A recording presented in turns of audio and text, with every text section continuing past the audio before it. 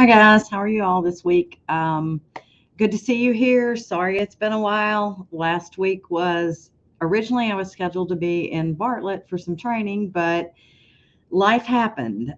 So if you're in our private group, you know that my brother was diagnosed with a brain tumor about 2 weeks ago, and last week we had his biopsy.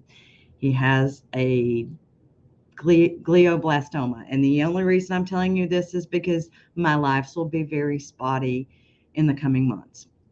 We are trying to maintain our schedules as much as possible, but it's all hands on deck basically. So we are doing that. I don't need y'all don't need to blast me with I'm so sorry how your family does. I appreciate all that, but it is overwhelming at this point. So we are trying to just maintain life as possible, as much as possible. So when I do lives, if I am with him, then you will not see the snazzy setup.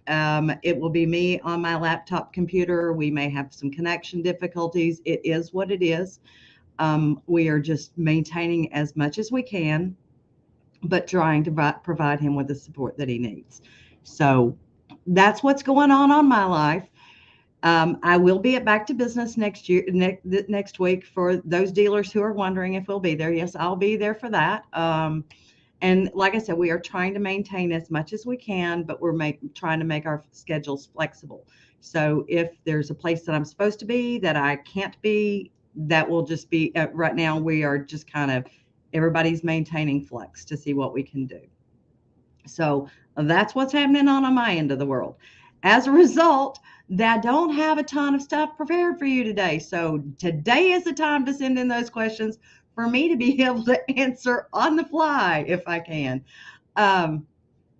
That is, I did have one question that came in this morning, so I am going to address that. I'm sorry, I do not have a pencil design anywhere on my computer that I could find today. I know there's one in my workbook somewhere, but that artwork's on a different computer, not on my desktop. So, Judy, if you watched at the beginning, my brother has been diagnosed with brain cancer. It's a large fist-sized tumor, and it is growing. It's a fast-growing little monster. So tomorrow's our first oncology visit, and we will know a little bit more where we're going from there.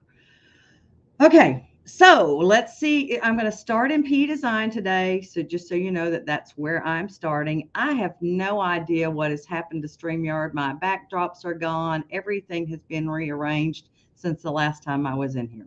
So I have no idea why things are not working the way they're supposed to, but oh well.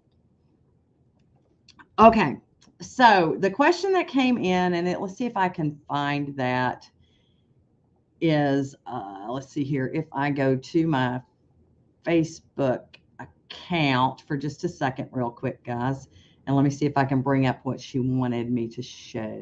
Let's see here. Hang tight. And let's see here. Inbox.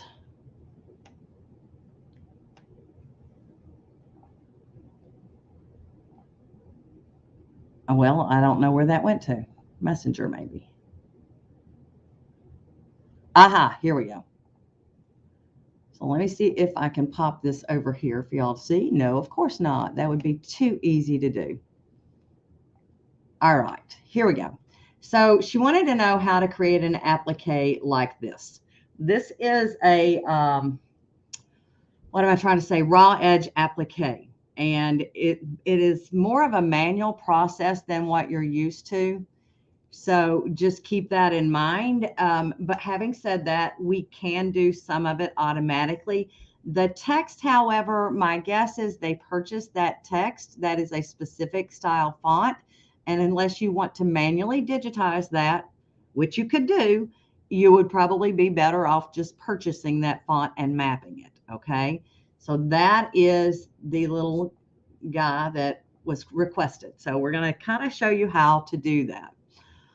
And I'm just going to do a basic shape today, and we'll go a little bit further from there if you want to know a little bit more, but we'll start with just a basic shape, because this is as if you drew something it will work basically the same way. You would choose the applique wizard and your covering stitch type just to get this to work through the wizard type. I would choose the E-stitch. And the reason I tell you to choose the E-stitch on this one is because it will be up as close as it can be to those placement stitches, okay? So we wanted to replace it, and we're going to click OK. And you'll notice that that applique stitch is right there up against the edge. So if I ungroup this, you can kind of see, let's hide these guys right here. So I'm going to hold my control key down and hide the parts that I don't want you to see. And you'll notice that that applique, that blanket stitch, is right there up against the edge. Now, what I might do if I were you is, if you're planning on using the cutting machine, I'm going to turn those back on, is I would probably grab my placement stitch, the one that's marked applique material, and select it, and then create an offset line, and do that outward about quarter of an inch is good, maybe a tenth of an inch. You play with that and decide how far out you want your raw edge to be, okay? That would give you your placement, and you might want to do, I would personally would do this in either invisible thread or wash away thread. My audio is cutting out today, guys. I don't know what's happening. Let me see what's going on. I have no idea, guys. Something is going on with StreamYard today. Let me see where my audio is. It says I am good content, so let me take off automatically adjust. Is that better? We'll try that. Better? Oh, guys, it may be my fan. Hold on.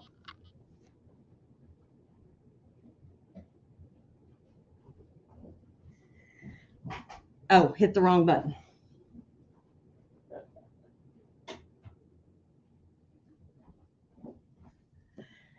Okay, see if that's better. Okay, there we go. All right, sweet. So I would probably stitch this in wash away thread. So that will actually wash away for you when you're done. But that still gives you your placement stitch. Now, for your covering stitch, which would be this guy right here, you could then change that to either a running stitch or a triple stitch. Okay? So whichever covering stitch that you would like, that's what I would choose. All right?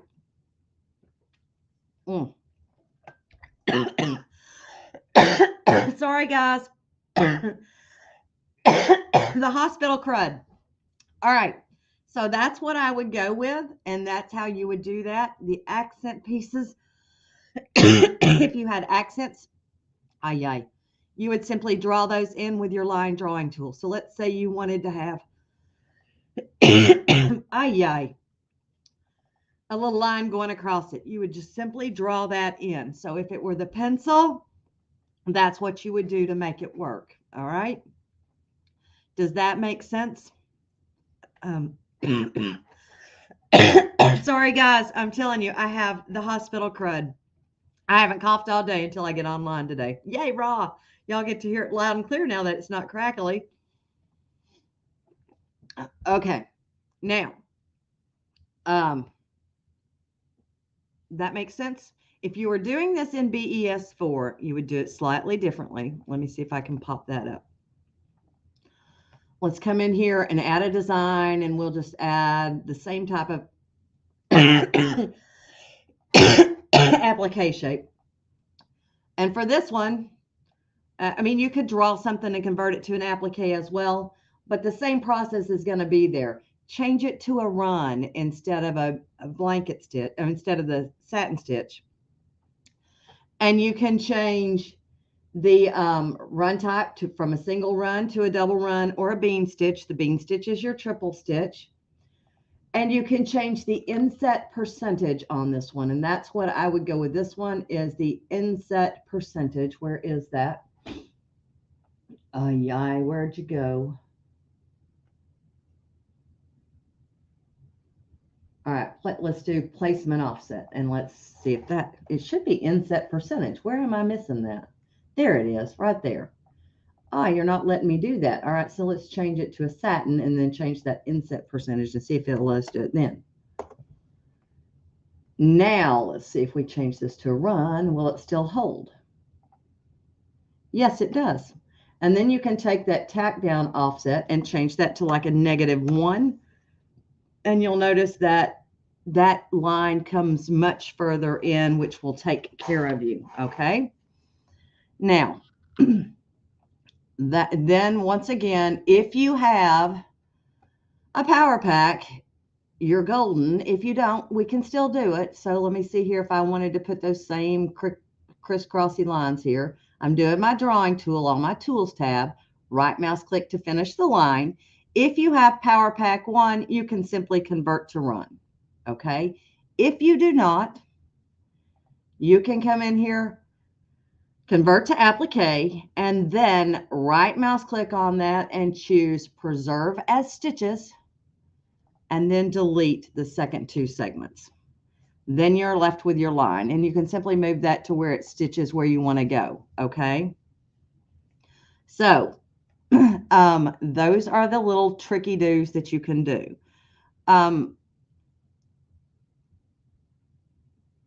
Yes, both of my workbooks talk you through how to do appliques. The one for BES4 and the one for PE-Design 11. Yeah, it always does, especially when you're trying to fight a little cold. So, Shirley, yes, we'll be doing videos about the new products as they come out. Heather and I think, are going to do a live in our group from Back to Business, as well as there will be lives going on all day long through Test Drive. Heather and I both are teaching a class, so we will not be in Test Drive this year. We both have separate classes. I can't spill the beans until next week. So we are planning to do a live when we can. We'll just kind of go around Test Drive after maybe it's closed or before it starts to kind of give you the idea as to what's going on. But I'm not sure which product you ended up with, but yes, each of them talk about how to do applique in multiple fashions. It doesn't, it teaches, both of them teach you all of your tools, and from there you can take what I give you here and make it mesh. Okay, next question I saw up here was docking. Excuse me. Docking your properties. This is going to be a short live, guys. Oh, goodness.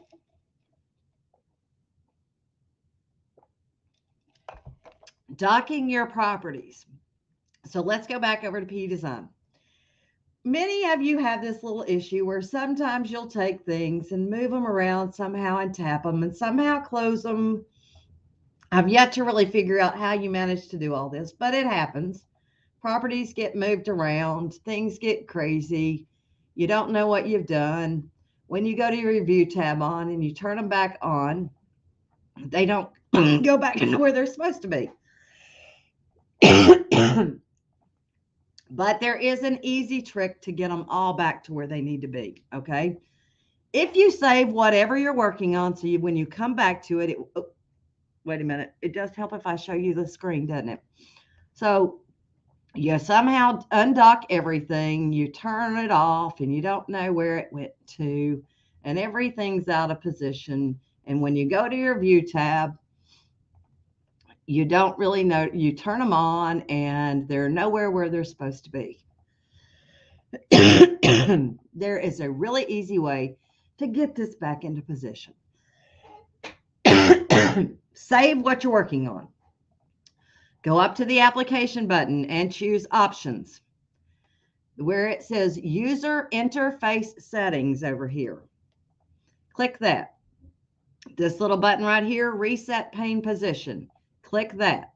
And it says this setting will be applied after the application has been restarted. Be sure to restart the application. We'll click OK. We'll click OK. And then we will close our program. When you reopen it, everything will be back where it needs to be. Looky there. Everything's back in its spot. Magically appears. That is the easiest way I can tell you to do that. Okay. Yes, it is a very good case of bronchitis. So that is the way to get those back into place. And that is the easiest way to do that. So Gracie, if you come in, and you may just not be seeing it. If you import, it will not show the name. It will always say untitled at the top. But if I save it, let's do a file save as, and we'll save this as circle. If I can type, we'll just press save. And now you'll notice up here where it says layout and editing circle, that is now showing it. If you are importing, it will never show you that. So if I hit new page right now and I import something, the name of the design is not going to be there. It's simply going to be untitled. That's just the way it works. Same way in both programs. Now, if you're not seeing this title bar at the top, if that's your issue, that is a settings on your computer. So if I go to my computer settings, let me search for setting, or let's do display. If I do display, that's not the one I want. Display settings.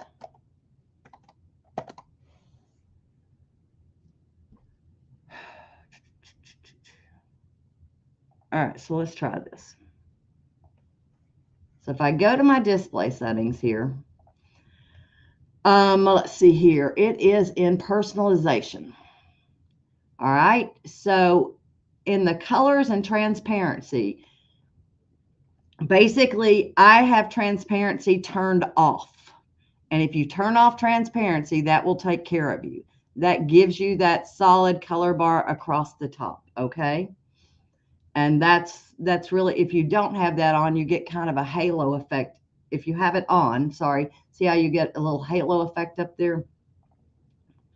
But usually if you turn off that transparency, you should be good to go. I'm trying to see if there's anything else. Nope, that's it. That's what I've learned to do. Okay, let me see here. Yes, that is where you find the workbooks there.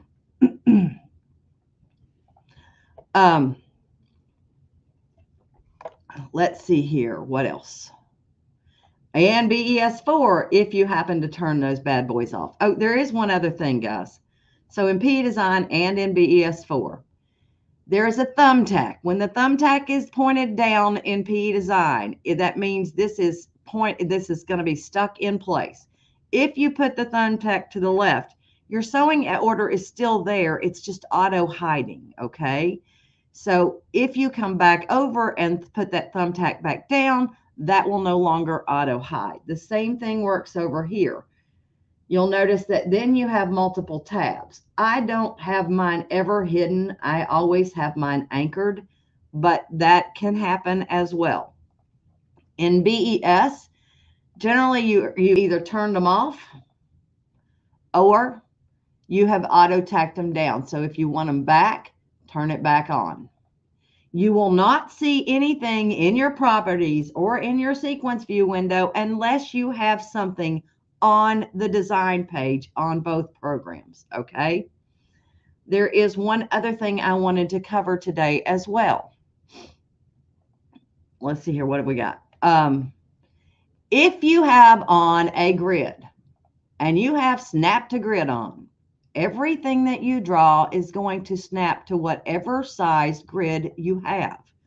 So, and that's not a big deal when you're drawing and the grid is visible. But what happens sometimes, guys, is you go to your view tab and you turn off your grid, but you forget about the snap to grid. And you're like, why can't I draw in a circle? Why is it not landing where I want it to go?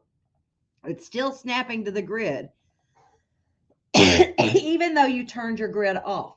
You have to turn off snap to grid when you turn off the grid, okay? Keep that in mind. All right, guys.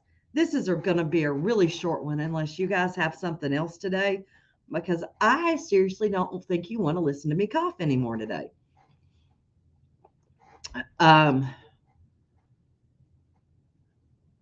Let's see here. I'm looking.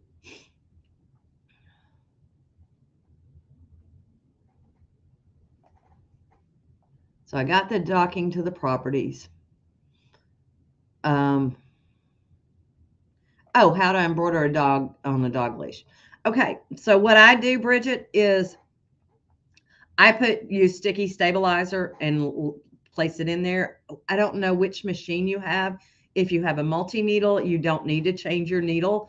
But if you have a flatbed machine, you may want to go up to a top stitch needle or a 9014 to be able to penetrate the leash, depending on how thick it is. But the tearaway stabilizer on the bottom is the easiest route to go.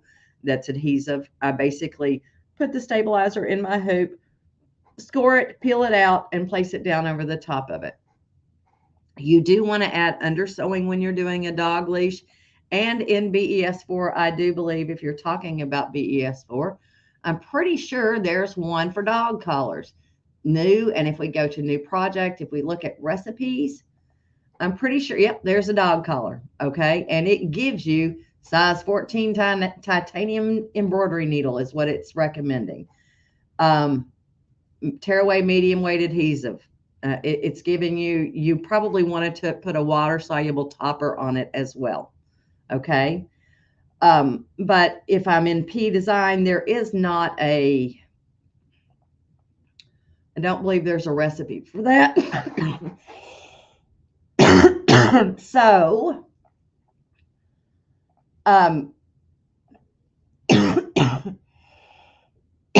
let's click text and type in Cindy here. I would probably personally give it as much as I could. The first one is probably your best option. It's going to go a outline around it and then a zigzag in the center. The zigzag in the center is the key portion of that. Okay. Let's see here. What else do we have? I see new comments, so I'm looking.